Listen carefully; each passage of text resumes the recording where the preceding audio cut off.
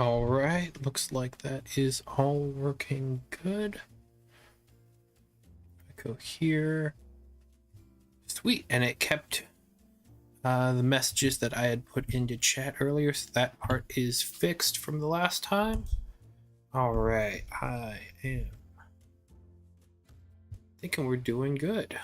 All right, let me actually switch the order of the browsers over here, which I think we're in interstitial. No, we're not.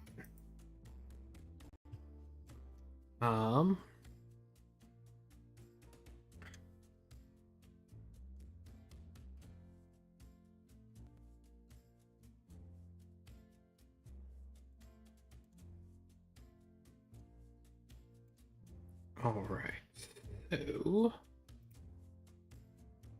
what we've got here is a lot of what is left over from previous streams. Ooh, why is my render time so long? Hang on a second.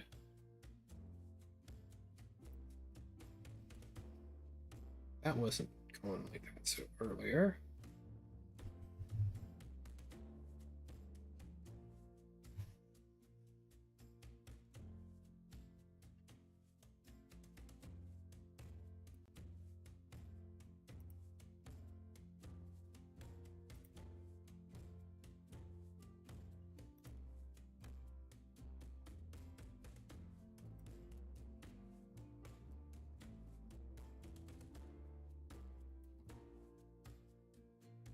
Okay, hang on. Is that making it better? Okay, that is making it much better. All right, so I see the error of my ways there. All right. If you see me looking in different areas, I have changed around my monitor setup, so that way, I mean, chat is still kind of in the same space. So if I just am looking over this way, I'm trying to check out chat. But like I've got more specs and such over on the side here. Yeah, my arm is getting cut off by the camera, but that's just kind of the way it is. All right, so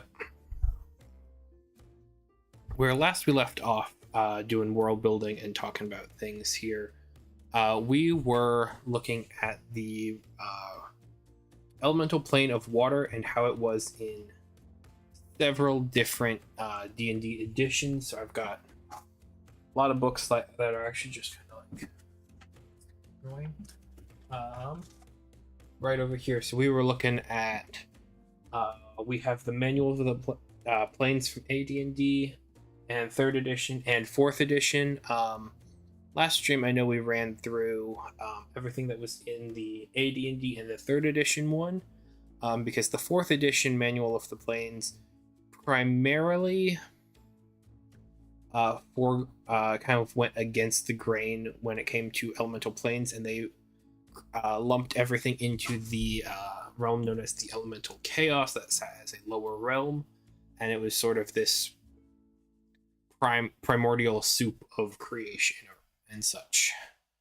So yeah, that was that is the brief cover of 4th edition there.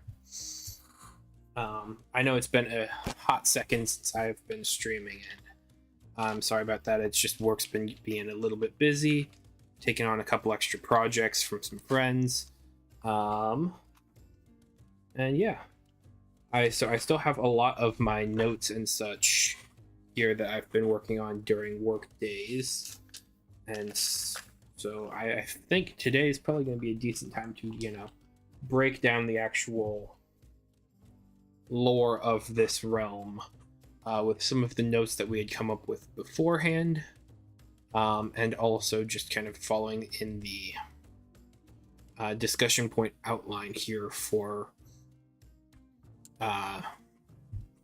planar write-ups and such that we came up with also last time. Okay, so first thing is I'm actually going to kind of make a couple of tweaks to here.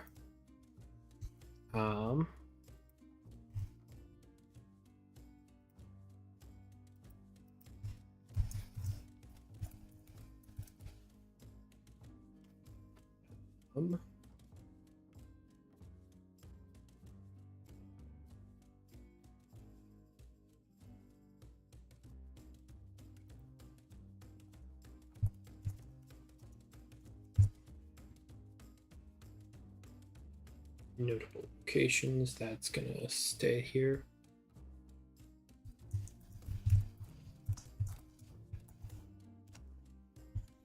All right, so that way we can get rid of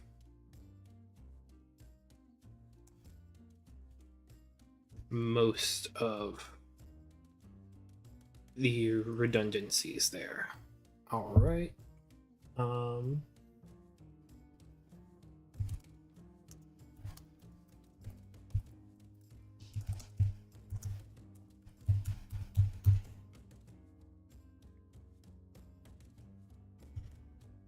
All right.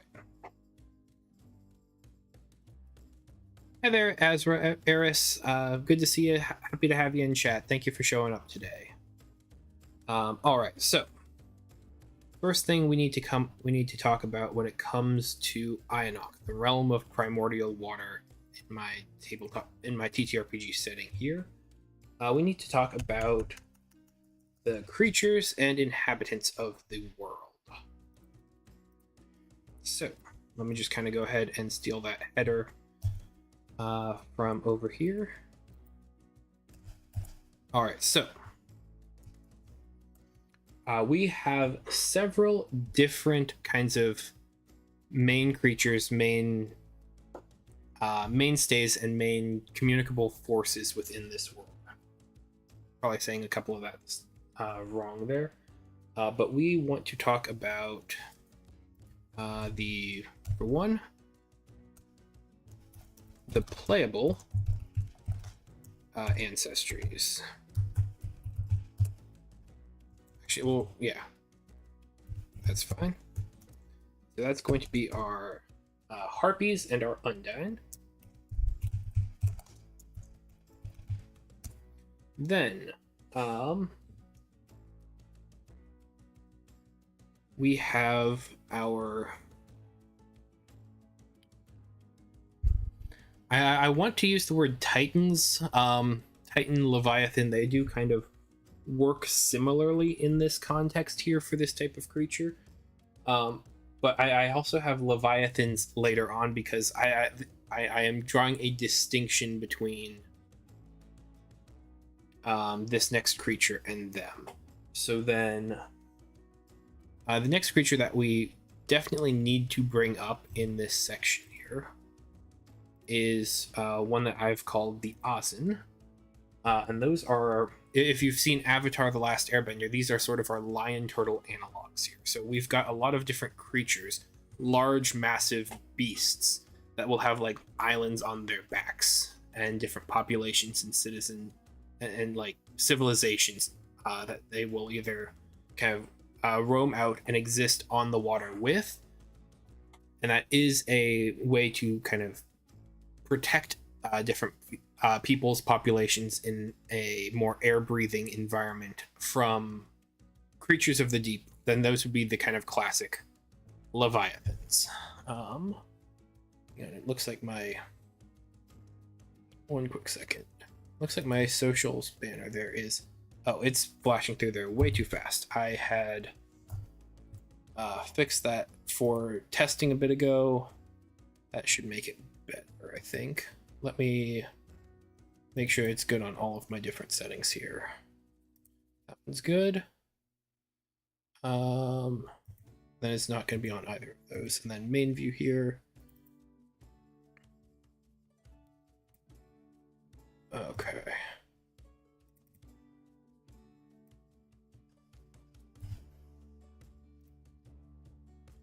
And once more. Sorry about that. There we go. All right, should be everything good there. All right. OBS. It works great, except when it doesn't. All right, so then we have to go here and let's go ahead and in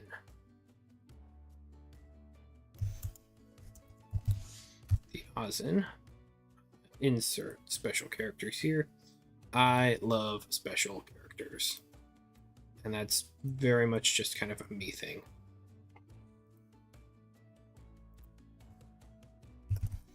Awesome. These are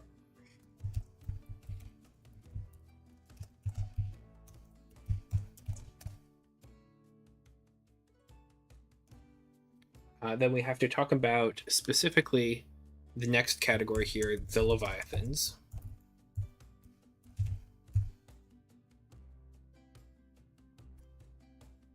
Oh, yeah.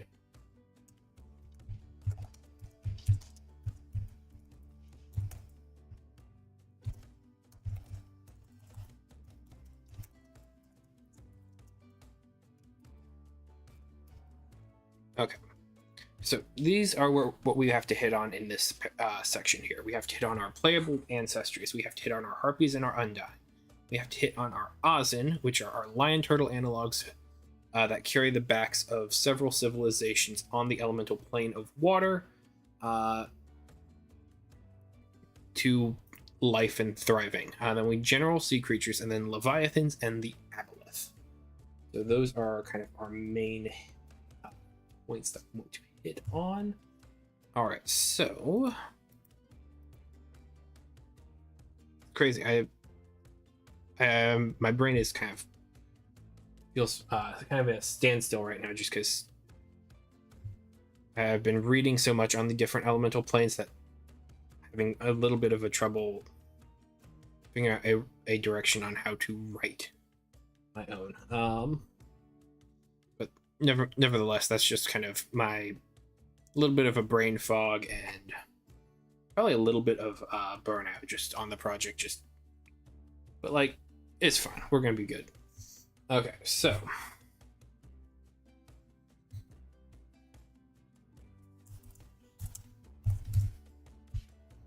all right, so Ionok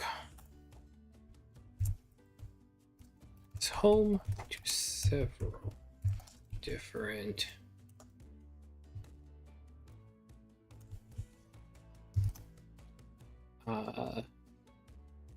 intelligent species and populations. The most well-known are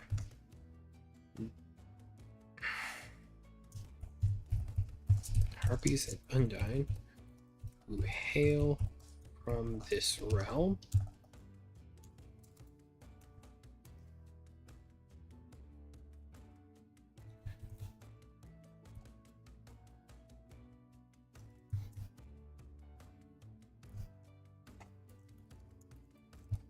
The undyne make their home beneath the waves of this elemental world.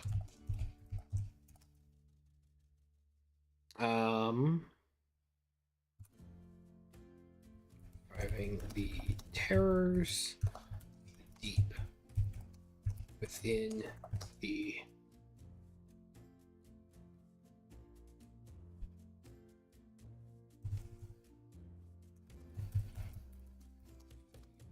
no, hang on.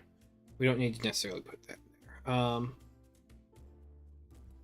We don't want to necessarily talk a ton about the home of the undyne here, because that's going to be a bigger thing when we actually like break down into regions and environments. And I'm going to get to that in a second because, well, here, I'll do a little tease. The home of the undyne, their kind of major metropolitan cosmopolitan city underneath the sea here, it does not come from this game. It has its origins in a completely separate TTRPG. There's your little bit of a hint. We're going to come back to that in a second.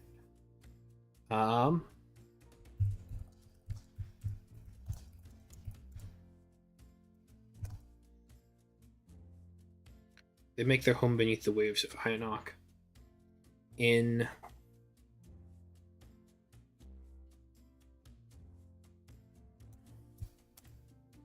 maybe we do reference a little bit. and a steel reef.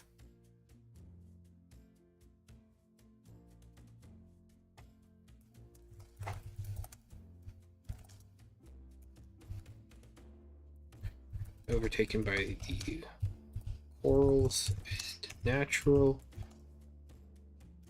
flora of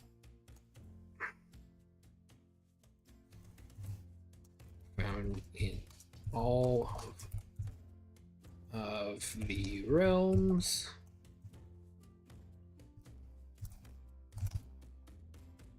Found in all of the realms habitable zones.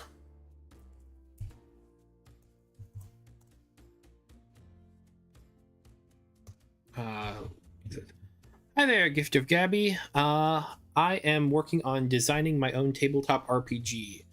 So this is Underkeeper, but right now, specifically, I am working on just kind of fleshing out lore for my elemental plane of water here. Plane being kind of a misnomer, it's just another planet. So right now it is all about lore, and then we're going to probably get into some mechanics a little bit later when I have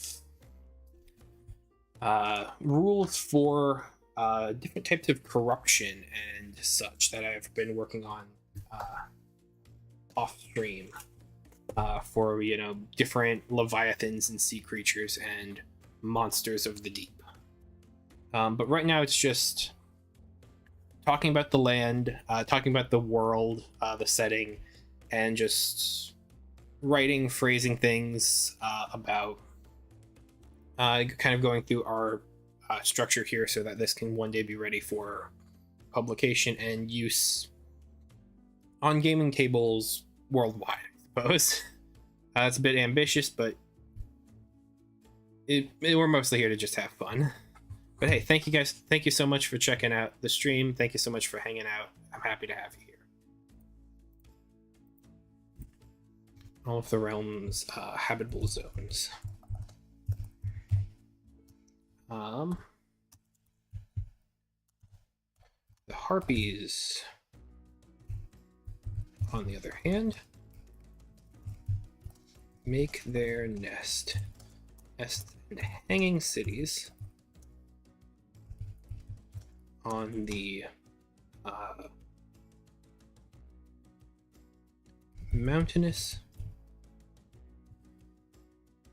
ranges near Ionox equator.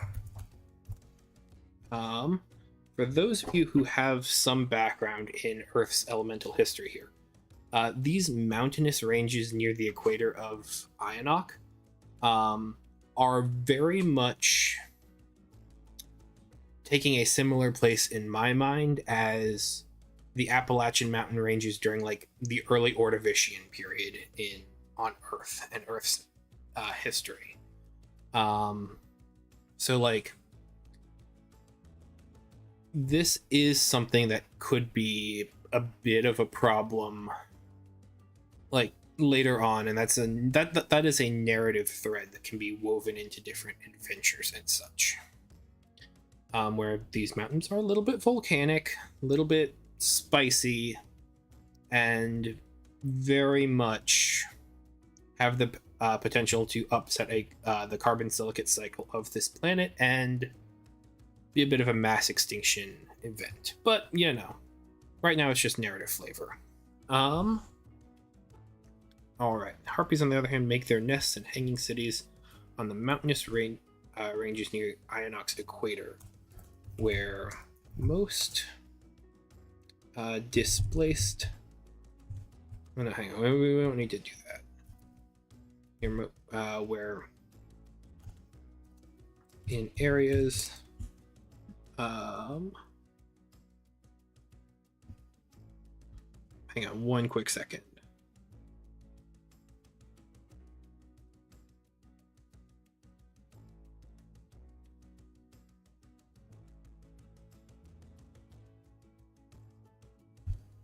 Okay. Ooh, nice. Yeah, making your own setting and system is a ton of fun. It's a very rewarding creative process. Um, I've been developing this setting over several years, and nice. Okay, you have made things before. Sweet.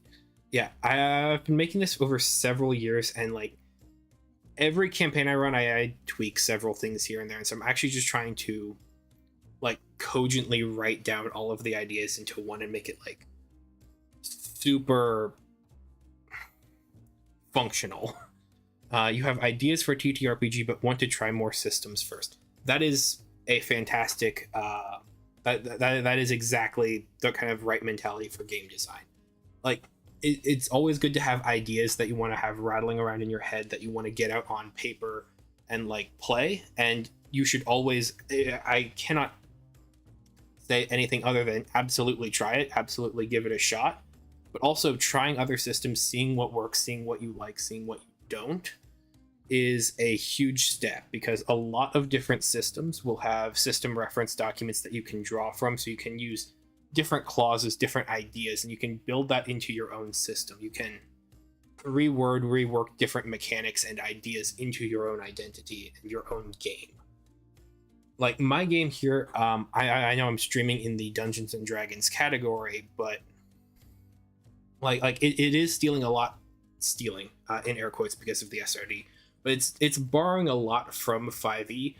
But I enjoy like a tactical monster hunting game, so like it's also stealing a lot from Draw Steel and like Pathfinder, and so you have all of these different elements kind of coming together into its own game. You want to make a system inspired by Pokemon Mystery Dungeon. Unfortunately, I don't know a ton about Pokemon and such, so I'm having a little bit of I have a bit of a hard time trying to figure out different ways to articulate and like figure out what a good mechanic or what a way to steer you in that direction would be. Savage Worlds does sound cool, and I would absolutely recommend giving it a try. Roguelike Pokemon game. Hey, that absolutely sounds like the right kind of direction then. One thing I can say is if you're going for like a dungeon style game, MCDM is currently working on the game Crows, which is this sort of survival dungeon exploration kind of game where you have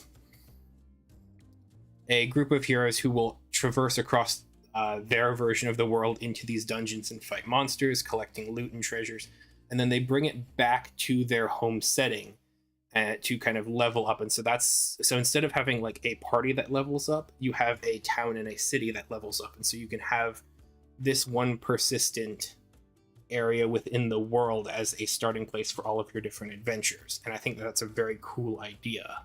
And if you bring in ideas like a summoner class from like a Draw Steel game, where you can have creatures that can kind of be summoned, I think you could probably do something with a Pokemon style in that way. Yeah, sometimes you can get recruit Pokemon you defeat in combat. Yes.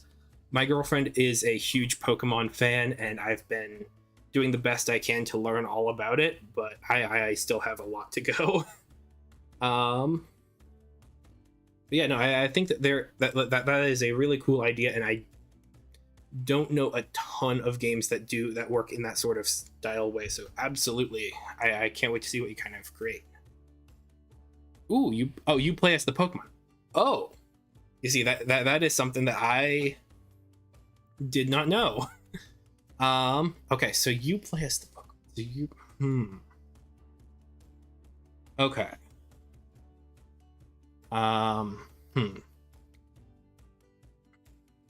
So are you kind of like defending a Pokemon?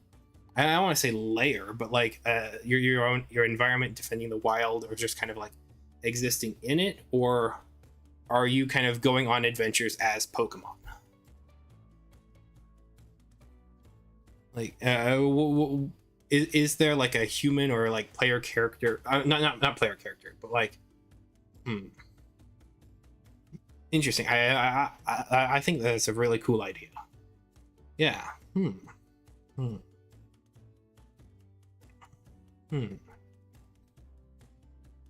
Because I am trying to think of kind of like how would you go about that? Like in my brain, like if you're talking like 5e style, like the Pokemon could be your ancestry, and so like you get different abilities based on it, but at the same time, ancestry doesn't necessarily give you a ton of features. It gives a lot of flavor.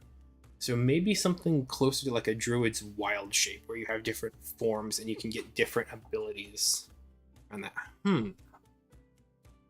But then again, once again, if you just tied it to something ancestry based, I mean, that would allow you to have a lot of greater variability in your starters. You go on adventures. Pokemon with different quests go into dungeons to like rescue. Fell into dungeon. Default Pokemon that got out of dungeon. Pokemon something. This game is magic dungeon weather. Okay, yeah, that does sound super cool. Dungeons. Okay, so yeah, so you probably want to set up lots of different kind of. In my mind, for like this, putting this into a TTRPG, you probably want to have lots of different kind of sample quests or dungeon delves. So like you have a rescue mission, like a default rescue mission, so then you can change that up by different environments, change that up by different. Yeah, I feel like this could work with a lot of templates and such like that. If I could point you in a couple different directions, there are two 4e books. One called Dungeon Delves, and one being the Dark Sun Creature Compendium. And those are honestly two very, very good books, just in general for TTRPGs. But Dungeon Delves gets you like 15 or so miniature dungeons and encounters that you can just kind of drop in and run as solo sessions. And then a lot of my thoughts towards templates of creature design come from the Dark Sun Creature Compendium, where it has, well, one, a lot of lore and monsters of the world of Athos, but also ways that you can customize every other monster in 4th edition. So you can actually, here, let me go ahead and grab that book, because I kind of want to make sure I'm not speaking incorrectly. I kind of want to show it off because like it's a fantastic book. So here, give me 1 second. I'll be right back.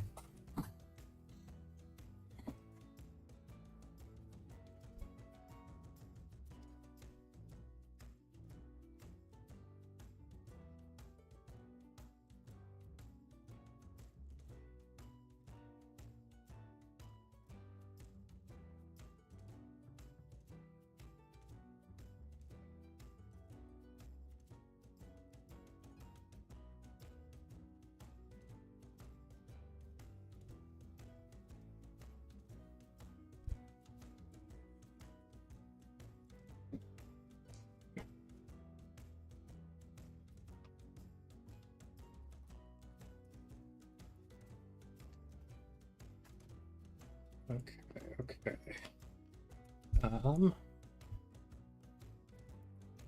All right, I am back. All right. So you love 4th edition. Awesome. You are my favorite type of tabletop RPG player and such, because 4th edition is one of those incredibly fun and well designed games that just it's so fun to just kind of run and play. It's pretty easy to learn, easy to design, and I played 5e, 4e, Pathfinder 2e, OSE, and a world-building TTRPG called Elf Gender. Neat. World-building gender for your creatures. That you might have read this before, but there's a fantastic EN World post on dwarf gender, and I on one hand it is a bit silly, but it is very good. Basically breaking down dwarven gender into like miners and blacksmiths, because it's who is that person? Oh, they're a miner, and so it's telling you something more about who they are and how they approach the world versus hand. And I feel like that works very well with our idea of modern like gender constructs and such. Yeah, 4E is awesome to DM. But yeah, here, let me jump to the back of this book here, because I'm not 100% sure. Because like once again, fourth edition unfortunately didn't get as much influence, and like it doesn't exist as much in the pop culture meta space. But like this entire section actually, boom, on customizing monsters. Like the fact that this does not exist for 5e makes me sad, because it has all of the ideas for customizing monsters, some ideas and options here, and then monster themes. And so if you want to have a creature that's like from an arena, like it's giving you different options and powers and like different things that they should be able to do. And so you just get to pick a couple of them and put them into your game, put them onto your monster stat blocks. And so elementally infused, boom, just like more things that you can do. And then right after all of that, to much better reflect what the creatures in your world are, you have hazards, which are just a lot of elemental nonsense that is just happening in the world around you. And so you have traps and adventures and such like that. It's such a short book, but man, I love it so much. Someday you'd love to do a 4E total conversion of for Final Fantasy Tactics Advanced 1 and 2. Once again, I'm not a huge, I don't know Final Fantasy Tactics Advanced 1 and 2, but like absolutely, like the 4E design space is so great. Yes, monster, like once again, I'm so shocked that we don't have something like this for 5E. Monster templates are like one of the most useful things for customizing and homebrewing weapons. No, not weapons, monsters. Like, I think it was Critical Role Campaign 2 and such. That was, like Matt Mercer was talking about how they created the Suavane Basilisk, and they were just like, yeah, what if a basilisk, but like in the water? And so that creature in the Wayfarer's Guide to, no, that's Wayfarer's is Eberron. It's the Wild Mount book. I think it's like Explorer's Guide to Wild Mount.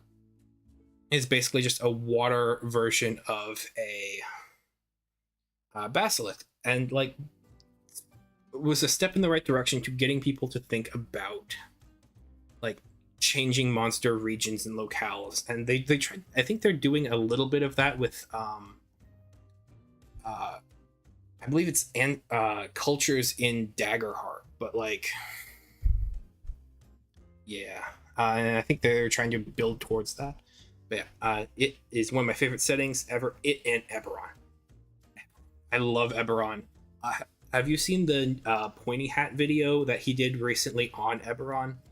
Because like that, I think it was like hour and a half, 2 hours or something like that. It was a long video, but it's just kind of introducing Eberron to new players and like just sharing love. Yes, you have 3 times. It's so good. It's so good. Yeah. Oh man.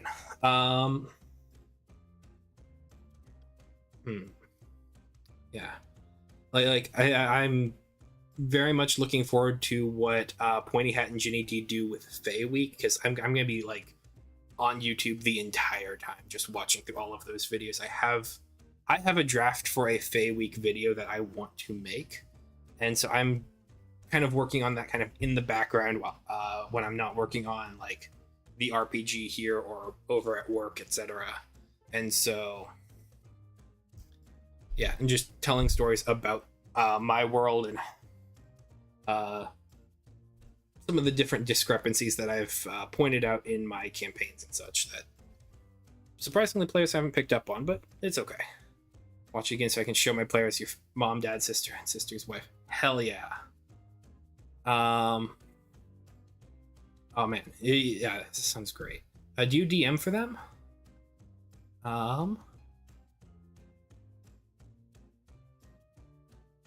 Nice. Yeah, and just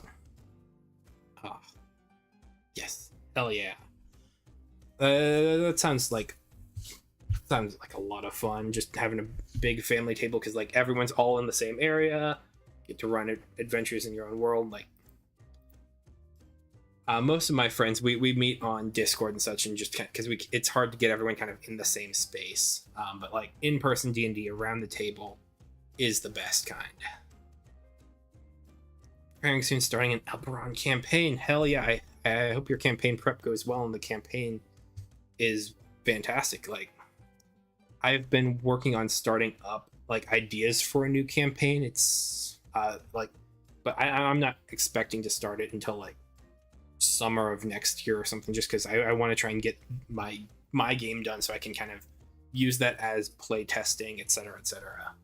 But yeah, starting an Eberron campaign, I am jealous. That sounds absolutely wonderful. Yeah. All right.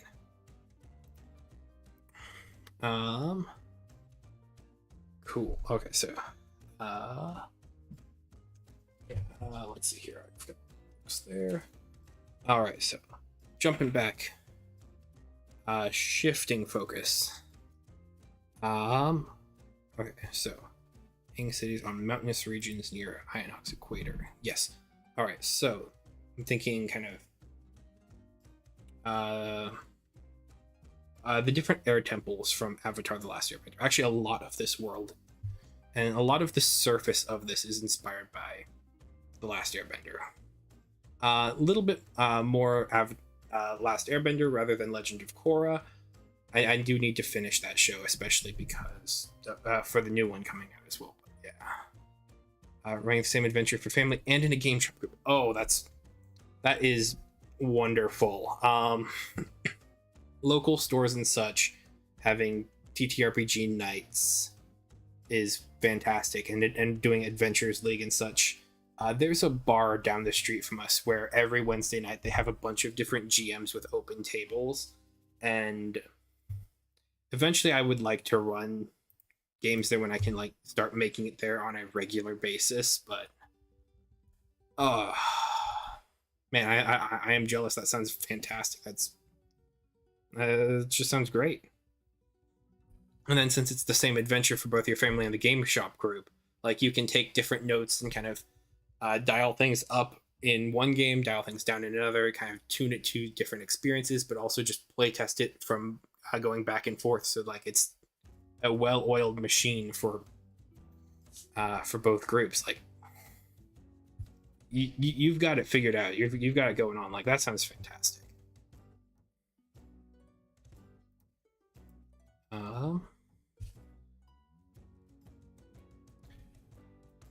Yeah, didn't really like Legends of Korra. Yeah, like season 1 of Legends of Korra, like the big thing I had an issue with was like it seemed like a massive technological jump in between Last Airbender and Legend of Korra. And so it was a lot of kind of this cognitive dissonance, where it was just like, where I was just having trouble adapting to the new world and the new setting.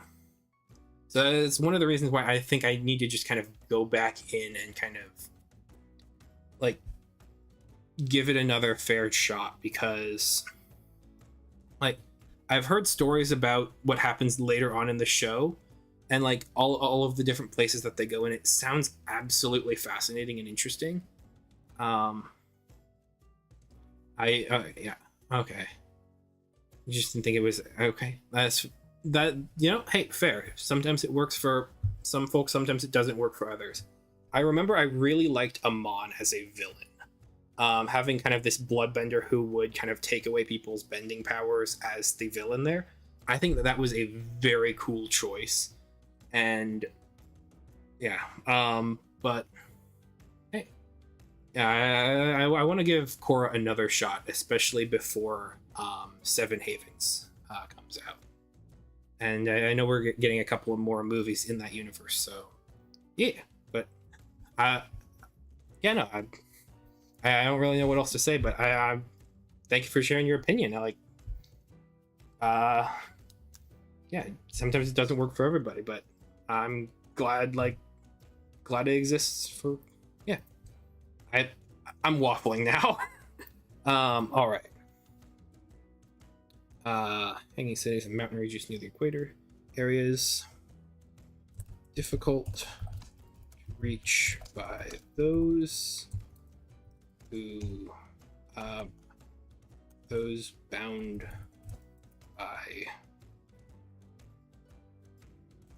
to the land.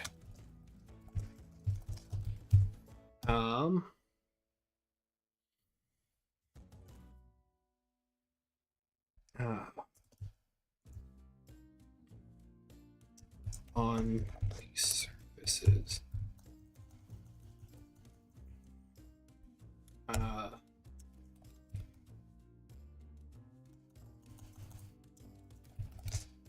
all the surfaces are primarily they're primarily open ocean.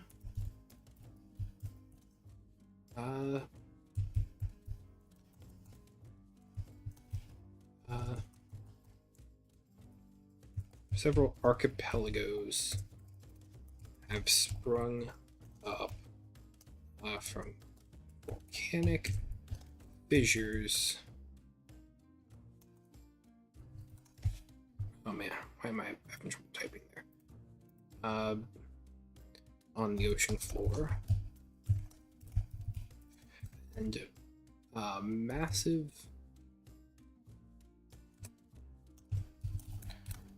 creatures known as Ozin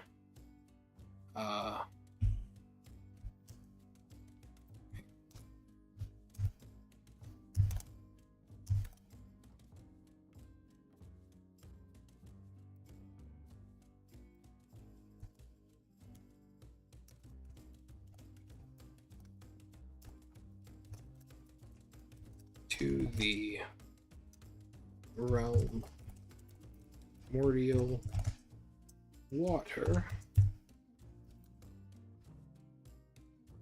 may find environments and habitable lands on the backs of massive creatures known as Ozin, who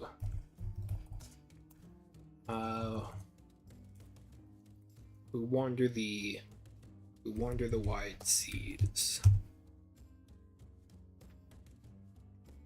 and fight. They don't necessarily fight, and defend against, and can defend themselves against the lurking.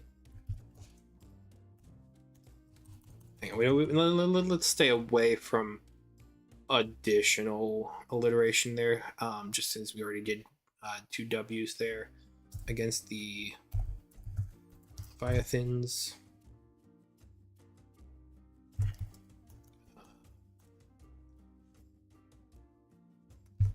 Who otherwise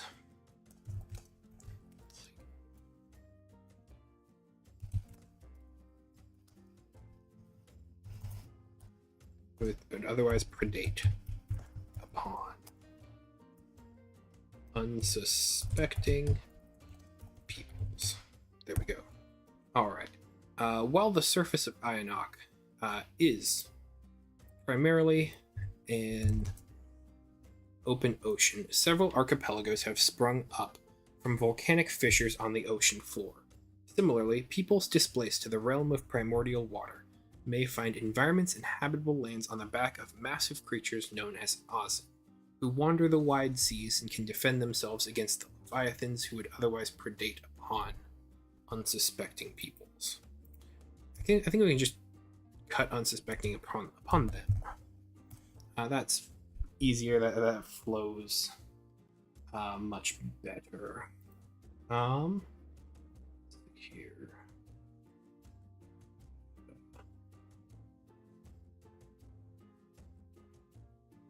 All right.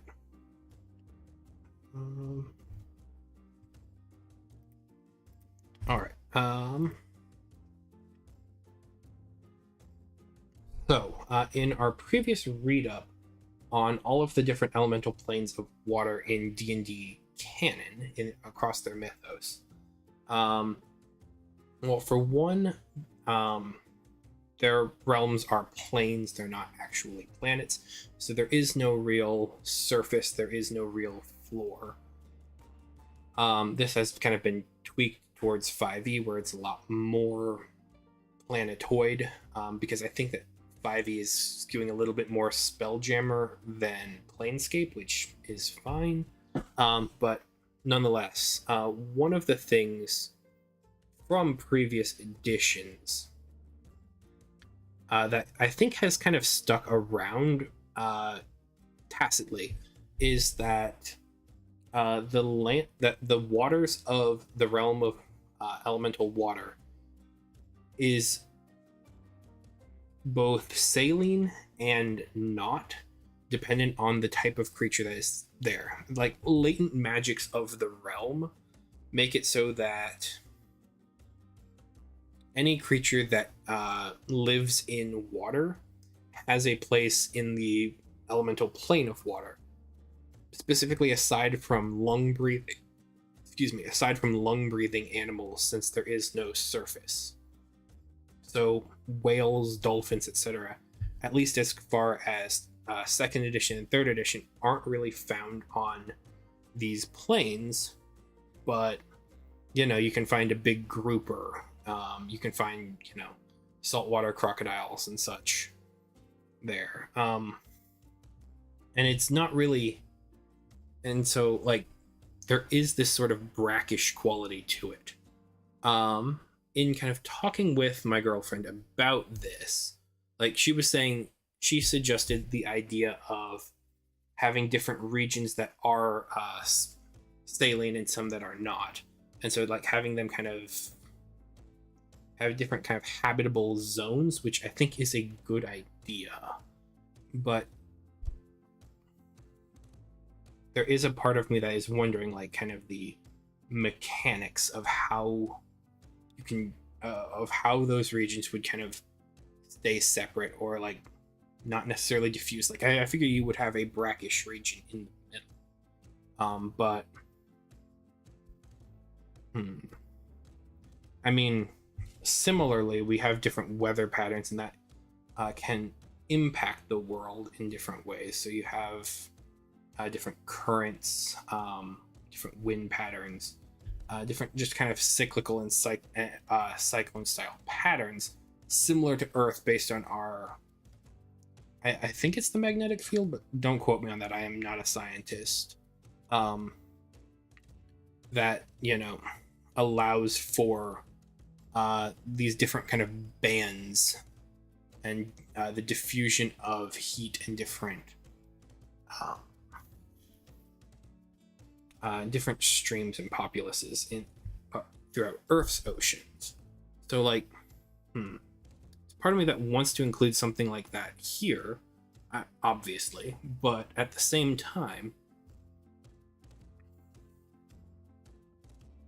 because I want to try and avoid having as many worlds just be like, and this world is magic, and this world is also magic, and so like having an answer to why freshwater and saltwater creatures can survive in the same environment would be fantastic.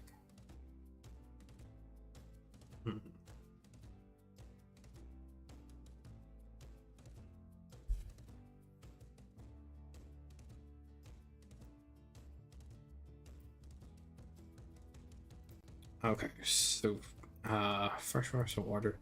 I mean, once again, regions.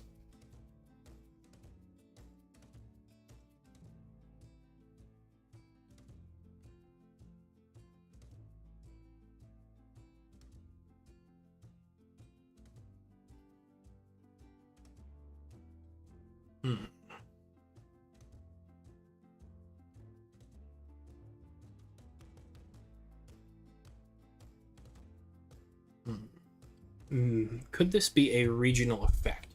Because we have several different leviathans, and leviathan I kind of think of kaiju in Pacific Rim, where you have these kind of large creatures in the water that kind of move around and just kind of live, hunt, and are territorial against each other.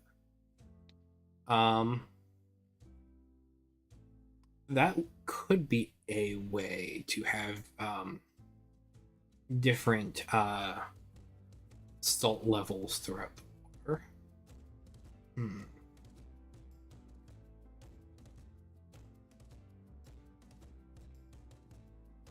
It's like,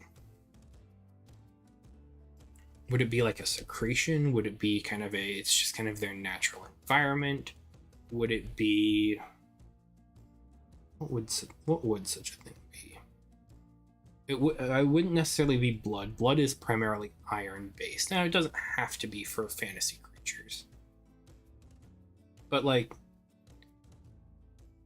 kaiju aren't necessarily going to have salt water for blood. They could, but like, I'm just trying to think within bounds of reason. Well, hang on. If these creatures are from let's go with the idea where let's walk down this path. So let's say there are different leviathans under the waters of Ionok, and these leviathans exude different areas of fresh and salt water. That would potentially imply what? That do they come from different evolutionary heritages? Maybe.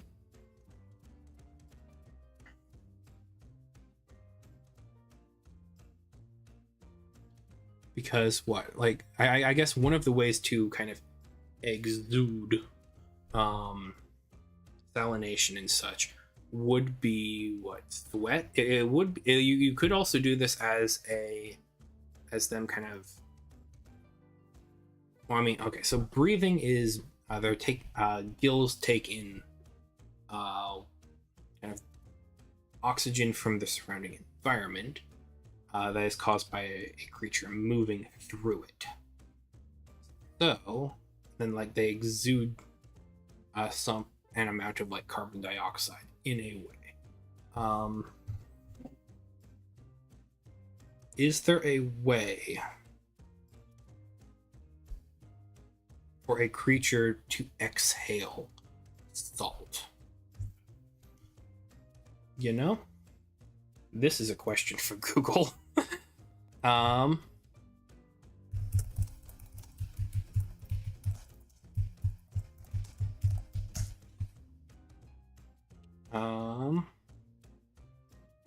Sea turtles crown into okay. Wow,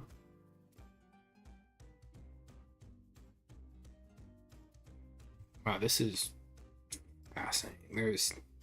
I mean, I'm not like, I wasn't expecting that there would be a lot of results to this question. Okay, sure. Let's look at Reddit here. When a creature dies, its neurons don't stop working right away. Sodium chloride is enough to trigger still. Yes. Muscles to contract. So that is not what I'm talking about. It's a very cool thing where you can like get meat and such and like to react, but like that is not a thing. Facebook, just no.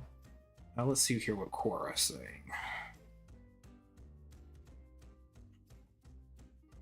How do sea animals handle the amount of salt they ingest?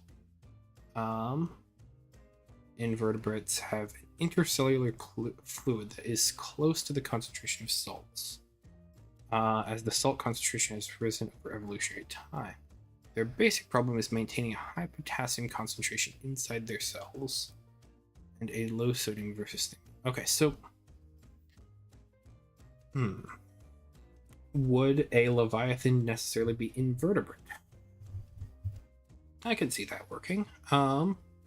Honestly, one of the things that I was thinking of several of the Leviathans for this setting was that they would kind of be based on placoderms from, once again, Earth's evolutionary history. And so you have things like Dunkleosteus, where you have these like armored fishes. And so like perhaps the Leviathans in our setting here are armored in a way. And like, so they have these large kind of bony plates on their skin. And so they're actually, so despite, you know, seemingly being like a fish, they're really more of an invertebrate.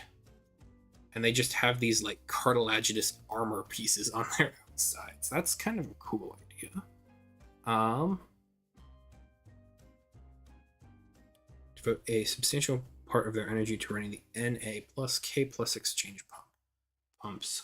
K plus, so that's positive potassium pumping out positive sodium. This is a basic operation that all cells carry out, whether they are marine, freshwater, or live, surrounded by air on land. This is super cool. Joseph Kunkel, emeritus professor at the University of Massachusetts. Hell yeah.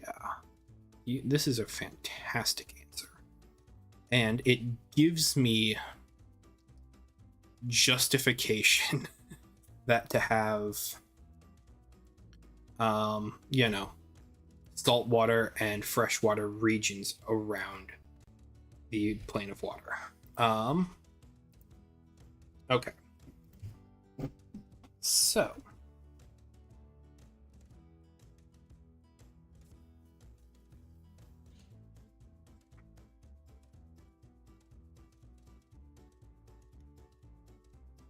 I think before we talk about general sea creatures, now we have to talk about Leviathans, which is all right because we actually did mention them in the previous section here as large predators in the environment.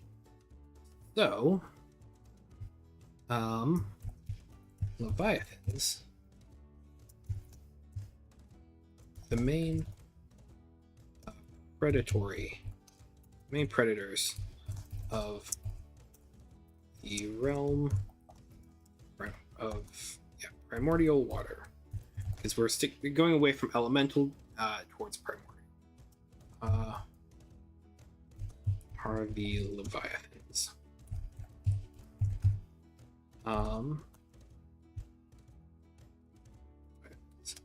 Massive sea creatures massive territorial,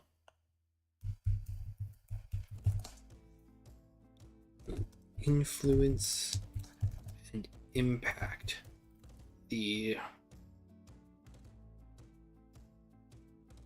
habitable zones of the realm.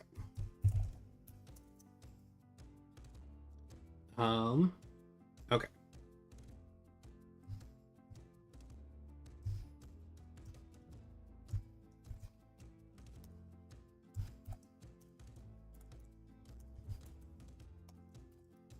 Leviathans. Okay. Outside of their sheer size. Oh, hang on. Outside of size alone, Leviathans are usually recognized and categorized by their invertebrate nature.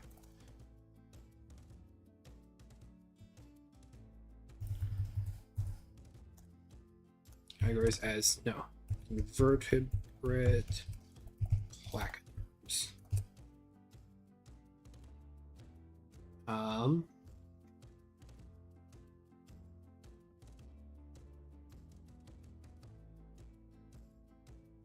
those two words don't necessarily belong properly in in this book, because even though it's a good descriptor, it is niche. It is not accessible.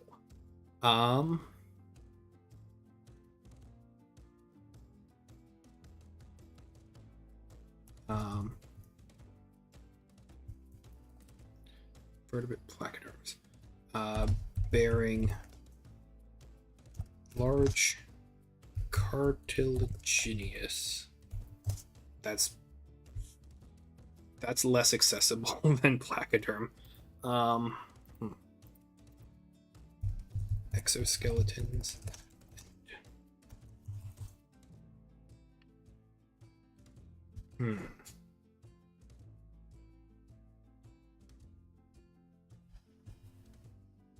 Okay, a second.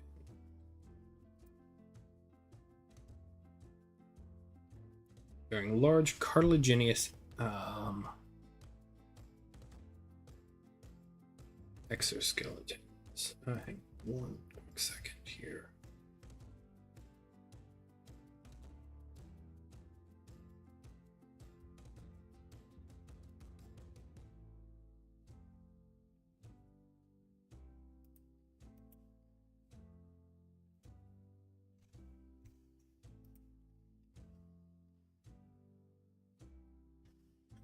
Interesting. Actually, if I just go here, boom.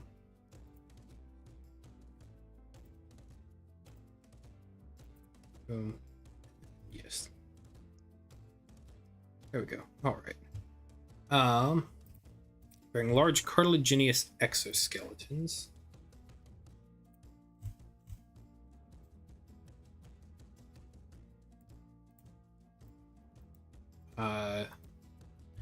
Yes, making a water world. I am working on the lore for my tabletop RPGs setting here. And so while usually a lot of the streams that I do here on Twitch and YouTube and such are talking about, mechanics and such, last time we were doing this, we kind of hit a little bit of a snag in that we were developing cultures and backgrounds. And I wanted some of the different cultures to have options for the different realms that are going to be supported by the core book. And I knew functionally nothing about the realm of primordial water and the realm of primordial earth. And so I've been working off stream a bit to come up with lots of different information about them. And so this is this stream here today is kind of bringing a lot of those notes together, and then also kind of calling back to some previous streams that I did and kind of what I've got in my head from reading up on the different primordial lands in previous editions of D&D and the like. Yep, love doing world building and brainstorming. Well, we're happy to have you there, Edwin. Happy to have you here, because that is the goal for today. The goal is to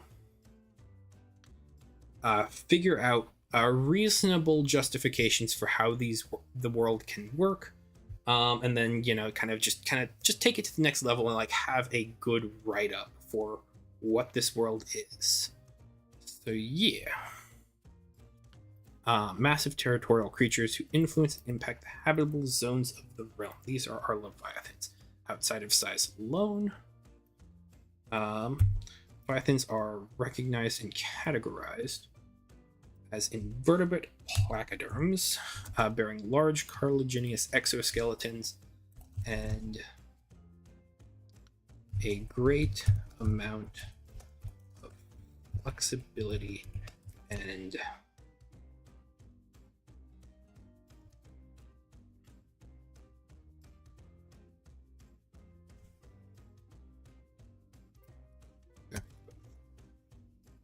amount of flexibility and adaptability to Ionox environments.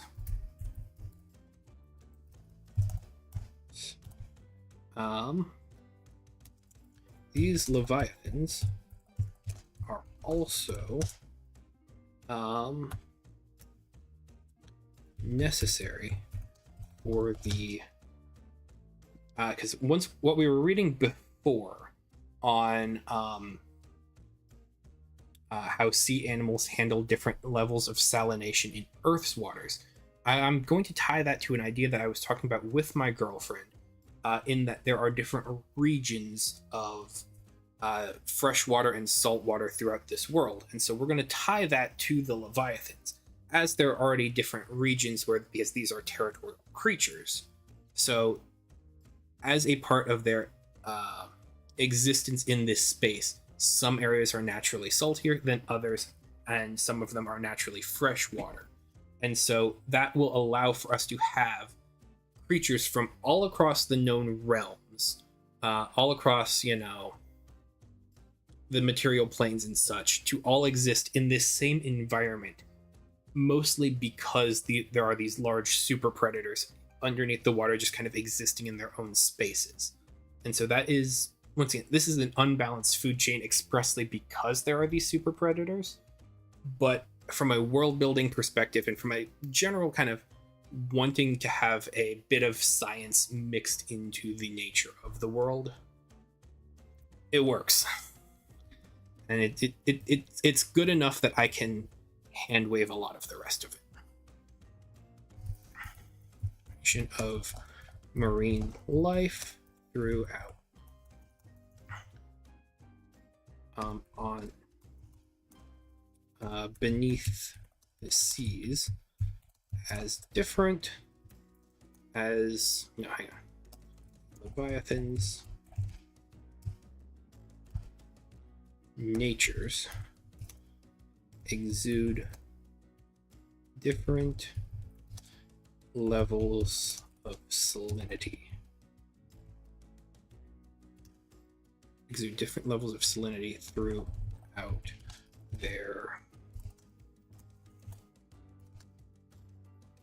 their what regions, their territories. Throughout their territories.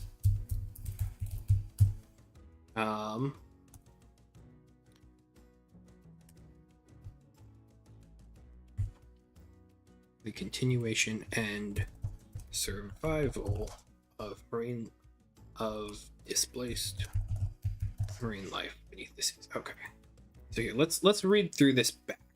Make sure that I've got everything in a reasonable way here. The main predators of the realm of primordial water are the leviathans, massive territorial sea creatures who influence and impact the habitable zones of the realm. Outside of size alone, leviathans are recognized and categorized as invertebrate placoderms, bearing both large cartilaginous exoskeletons and a great amount of flexibility and adaptability to ionox environments. These leviathans are also necessary for the continuation and survival of displaced marine life beneath the seas, as the leviathan's nature exudes different levels of salinity throughout their territories. Okay. I would love different ways to, highlight cool things about them, like different bits of bioluminescence and what that would actually mean for their species and such. But I think that for this kind of overview paragraph, because I need to keep it in mind that the goal here is each realm has like a 2-page spread in the book. So like you have a left page, you have a right page, and that's it. So I need to kind of be judicious in what I include here. So is it cool that I'm thinking the leviathans have, different bioluminescent patterns similar to kaiju in Pacific Rim, that maybe they're used for mating purposes or identification and such? I think that's a very cool idea, but I don't know if it's necessarily characteristic of them and worth mentioning just kind of in a broad overview. So I think I do need to dial that little bit there back. Nonetheless, here. Okay, so we have general sea creatures now, since we did leviathans earlier. Okay.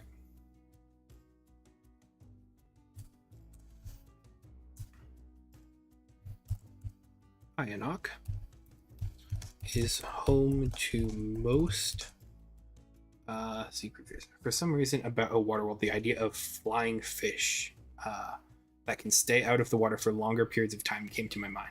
Imagine flying fish having totally taken over the ecological niche of birds. That's a sick idea.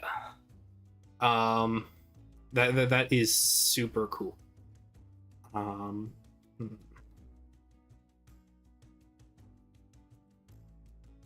Yeah. I'm trying to think of just kind of like how that would work. So like you have fish. They need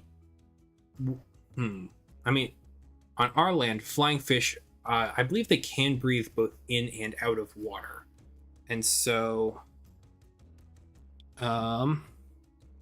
they aren't necessarily required to kind of jump out of come from the water in order to breathe. I mean, it's fantasy. In order to, exist like a lungfish. But I mean, yeah, it's cool. Let's see, like, because flying fish that maybe would like get higher up into the atmosphere, that might be a little bit harder to justify. But like large skimmers, like honestly, Avatar: The Way of Water did that kind did like having larger kind of surface level flying lizard creatures pretty well in that way. But yeah, no, I love that idea where flying fish that can stay out of the water for longer periods of time, kind of taking over an ecological niche that birds occupy. That is a super cool idea.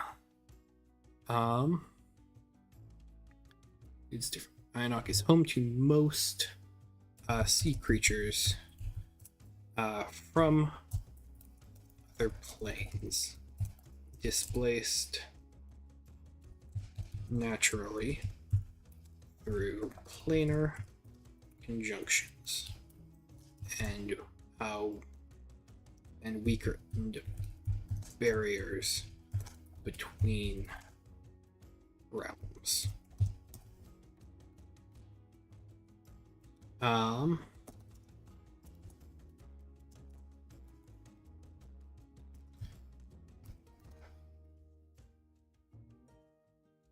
The waters of this land being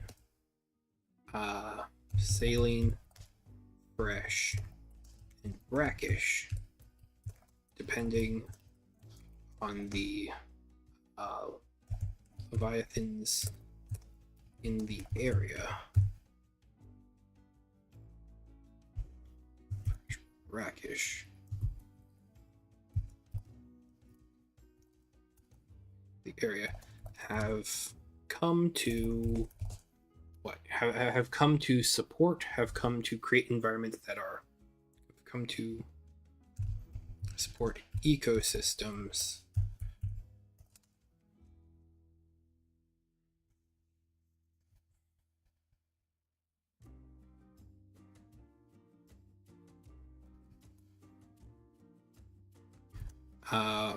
from every known log.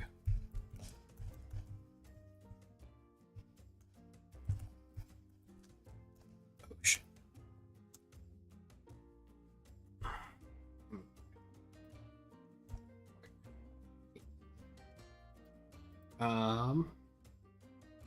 Flying fish that come out of the water, circling around like seagull, hunting for small fish, dives to catch their prey. It also replenishes oxygen by submersion. Yeah, I think that would work in my mind as just kind of like, okay, yeah, it's still a fish, but like they come up and down and in the water, and so they vault themselves through up into the air. Like maybe they catch a water column that like rockets them up, and so like you have this sort of like thermal vent. Like that is cool. Dives to catch their prey. Oh yeah, so prey would be underwater. So like it's finding certain fish, but like it's staying out of the water from other larger creatures. I mean, makes sense, yeah. Mhm. Normal seagulls are a sign of being somewhat close to land, and they can be anywhere above the ocean. Man, that is great world building. I really like that. So like, yeah, if you're close to land, you're going to see actual birds. You're going to see something with, excuse me, with feathers. But while you're out over the open water, it's mostly creatures with frills and fins, and so they are going to kind of vault themselves up into the air to avoid predators and also to like be predators, to predate upon smaller fish and such that might not necessarily see them coming or have photosensitive cells on the backs of their heads that to recognize airborne predators, whereas they're primarily focused on underwater and such. Like, oh, love it. That is fan. I do want to create like a creature like this. Like, that is so cool. Okay. Since we already mentioned Leviathans, I think that this is probably a good place to go for this brief planar introduction here. Yeah, I know I have the aboleth here as a thing to perhaps touch on, but since we're already touching on Leviathans, I think we can kind of ignore it for right now, so that way it can come up again later. All right, so our next section are different regions and environments. Hell yes. Okay, so let me do a little bit of quick formatting here. And so this is, I believe, our first region here. Yeah, this is kind of something that I was teasing a bit ago in the stream here. But hang on, before I get ahead of myself, let me just kind of get my bearings and my templates. Okay. Okay, so we have an introduction to the different creatures that are in this world. Cool. Once again, just surface level. Like when we get into the actual creature codex, that's where we're going to get a lot more descriptions of what these creatures are. It's where ideas like what Edwin has in chat there, that is fantastic, about like different flying fish and kind of how you can identify your closeness to land. Like that stuff I think is going to be like really good, like world building and such for a creature codex for a monster manual. But like for a 2-page spread, I don't know how I can really necessarily weave that in here, but like one thing that I can say, like off the top of my head right now, that a creature of that sort is definitely gonna, like, or some sort of lore like that is going to make its way into the monster manual somehow. Because like I absolutely love that idea. Okay. So our first region and environment. I have yet to give this a proper in-universe name.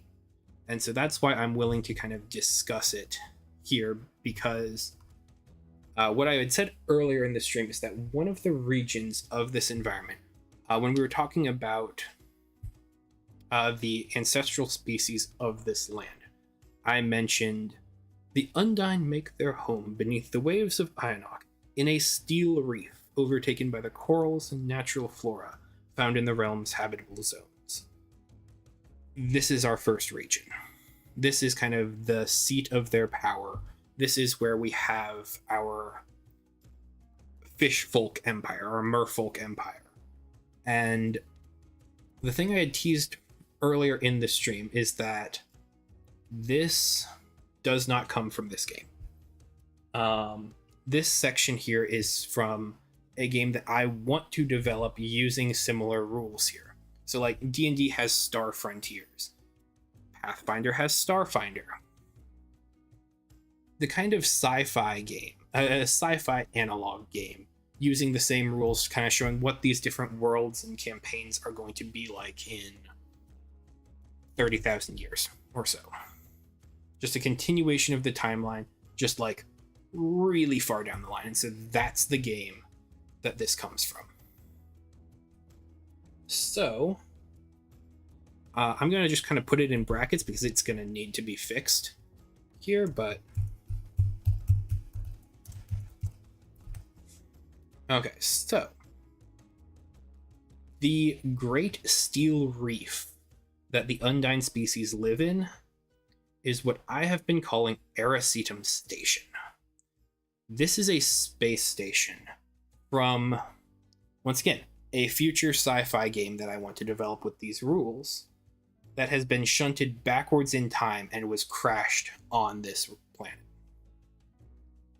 And so it crashed here so far ago that, like, sure, you might be able to get little bits of text here or there, like little bits of signage on the walls, but it's mostly just been similar to what we do in like the Great Barrier Reef, where we place down like steel or metal containers and let the coral reefs grow around it as this sort of natural reconstruction event. And so this large space station has been here for hundreds of thousands of years. Maybe not that long, but like it's been here for generations, since cognizant life has existed on this planet.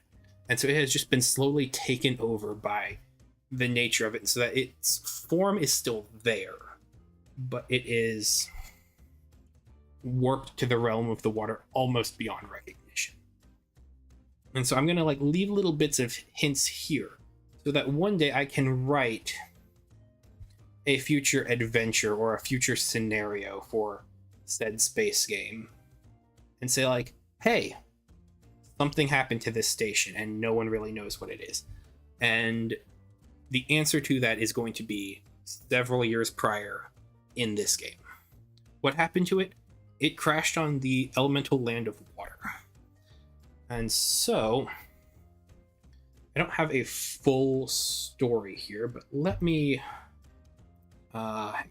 pull up my Discord, or at least my references here, so that I can kind of read through my notes on what this all is. Because I was sharing it around with some of my friends just as, you know, bouncing ideas off of each other.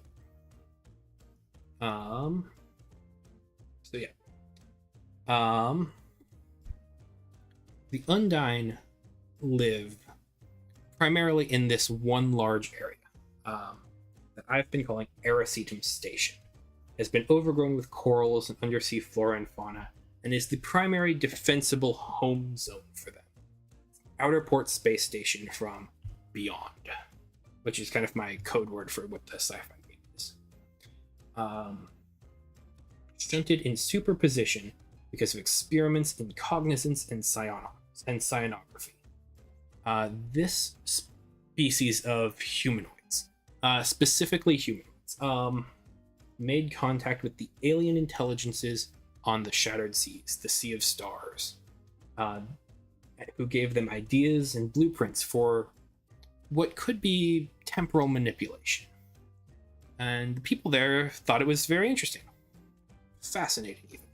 And so they developed and built on some of these ideas a little bit as an emergency measure, a temporal shunt to try and avoid threats from beyond the stars, threats from around the worlds and such. These alien intelligences on the Sea of Stars here, this is my setting's version of Mind Flayers. My Mind Flayers in this setting come from the future and have been influencing all of the known histories here by interlacing a weave of psionic energy with blueprints to create themselves. So they will always exist forwards and backwards throughout time. That's its own can of worms there, but just kind of laying groundwork here. So, when Paracetum Station faced an existential threat, some sort of predatory, perhaps, intelligence, some other extraterrestrial form, they activated this shunt to get themselves out of it, to preserve life on this station. And they more or less wound up in their current position. They teleported themselves from the outer reaches of space, from this position thousands of years in the future, outside of the setting of this game. And they have landed, crashed, more or less, into the elemental plane of water, the realm of primordial water, the planet Ionok. This is, and I made a note here in my on my Discord here, generations before biomarkers would evolve to complexity naturally. So like this is early on. As a part of this, some of the threats and creatures from the station were a part of this shunt. I'm not 100% sold on that idea, but you know, that might be like how some of the different Leviathans came about here. But one of the things that is inherently tied to this event, this disappearance, this future campaign idea, this future RPG idea, this little footnote in a future book, is this is where the primary, like the King Leviathan, like the big bad of this land comes from. As far as the realm of Ionok goes, I have in my notes here something that I'm going to be using primarily for all of my different worlds here. I want to specifically highlight dragons. Not necessarily like dragons where, you know, breathes fire, is long, has wings, that sort of thing, but more in the Dune sort of way, where sandworms are dragons, where there are these large creatures that influence the world, influence its environment, that shape the stories that are told there. And the primary dragon of the elemental plane of water is a creature called the Aboleth. If you're familiar with 5e SRD, the Aboleth is in there, but more as this sort of member of a species. There was Aboleth empires who, you know, thought too that they were going to be greater than everyone else, that would enslave others, that they would collect knowledge and just kind of build it into themselves and upon themselves to create these vast memory palaces that they have access to grant themselves functionally infinite knowledge. And that eventually they're going to start scheming around and building up armies of scum and other aboleths, and like not necessarily other aboleths and such, but like to build up the return of an aboleth empire. And I do like that idea from 5e, but I am shifting it because I want there to be an aboleth. One. There is one aboleth. What happened to all the people on the station? They fused. When you deal with aberrations are about. The people there have become mangled, twisted in different forms to create this long creature that has the minds and limbs and ligaments of every different person on Paracetum Station. And it now lives beneath the waves of Ionok. As creatures are temporarily shunted into this world, as different conjunction events happen, as the red seas begin to boil over in different cracks, kind of seem to exist. More and more people can be drawn to this deep slumbering like sickness, this plague, this creature that is beneath the waves. In D&D, the Undyne are an aquatic race, but in your world, was this originally the case? Or did the people who know how the tech on the station worked use it to change their people to adjust to their new environment? No. In my setting here, Undyne are their very own aquatic race that kind of came about here through different generations, through probably different conjunction events. The people who were on this station when it ended up here on this plane, they are the Aboleth. And I think the best way to describe what my idea of an Aboleth looks like.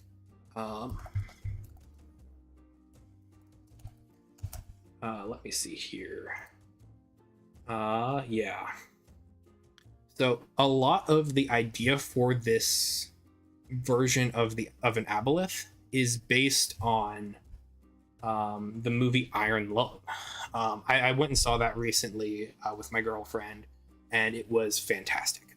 We really enjoy Markiplier and his streams, and I especially really liked his gameplay of the game in Iron Lung, and I fell in love with the design of this creature. And so you have this creature that has several different kind of faces that are kind of melted and contorted into each other, different bones that are splinted together and spliced and growing in and out of each other, and different ligaments and limbs that, oh, hang on, it's not fully showing up over on stream here because I have the chat blocking a bit of it. Where you have all of these different body parts that are sewn and knitted together. And so that's what an Aboleth is kind of going to be in my setting. It's going to be this sort of grand cosmic horror where there are, remnants of all of these people inside of it who are, twisted by both the new world that they are stuck on and by the world that they came from. So yeah, gross, horrifying. I love it. It's fantastic. So here, let me kind of throw that a little bit back there, bring back my formatting and kind of set up here. So that's that's a little bit of the story that I have already figured out for this world. That, we have these dragons, we have these leviathans, but there's one that's above all, and it's weird and it's an aberration and it comes from the future. I mean, not necessarily, but as its history goes. And so most of that lore is not going to be in the book. Most of that lore is just going to kind of exist ephemerally here in this stream. Most of that is going to just kind of exist kind of word of mouth, maybe throughout adventures or referenced, here or there, maybe used in different videos to kind of talk about the setting and such, but it's not going to be written down in this book. You're not going to learn that. Well, I'm going to allude to different bits of it here or there. We're working on the actual draft, but I'm not going to specifically say, hey, this is a space station. But no, it's something that might have a warp technology. Not warp technology. It might have access to different gates, different realms. It might have access to moving things in and out of different phases of reality. You hide the sci-fi in the language of fantasy. And so that way, when you have a setting that is sci-fi, you can start breaking that language down, using it, and talking about in the natural language. And so you can have these two different things existing in the same setting. It's just how the characters in the world recognize and understand it. Okay.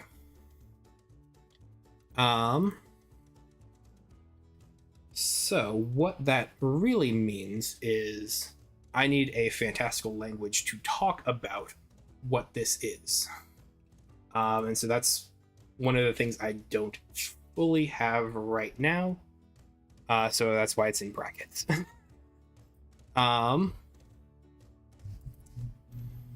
So basically everything in brackets here, I'm going to just kind of throw a note to saying, hey, this needs to change. But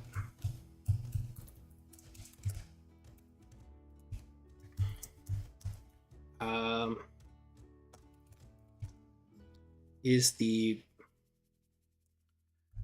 primary home of the undone. This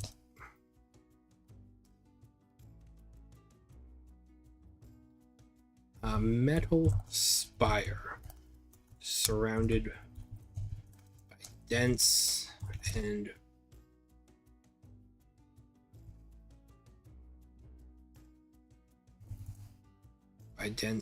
once no, hang on. Surrounded by I think I hear like something going on in another room here. Give me 1 quick second and I'm gonna be right back. I just want to make sure everything's good. 1 second.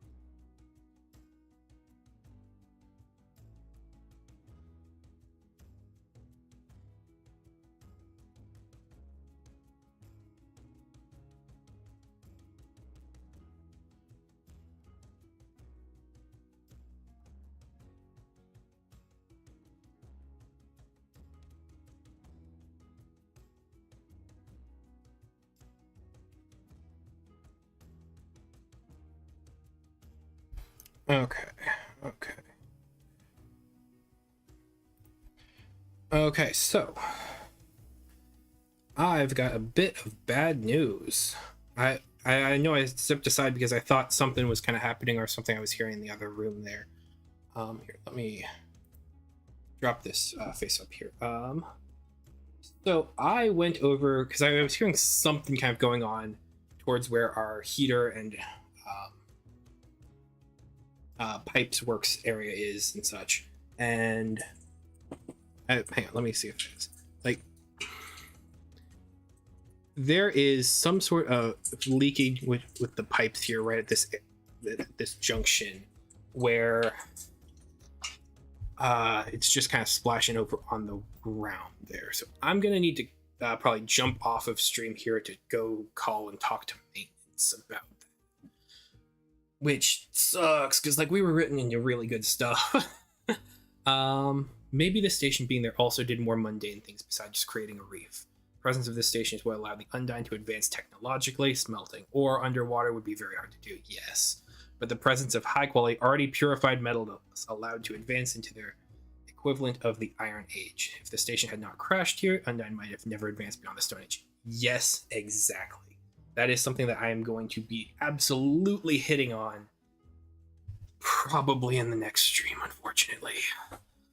Because I need to go talk to maintenance to get that fixed because that is a substantial amount of dampness in the area there. So thank you guys so much for all of the good conversations. It's been absolutely wonderful having you here. I promise I will be back to do more streams, maybe even later tonight.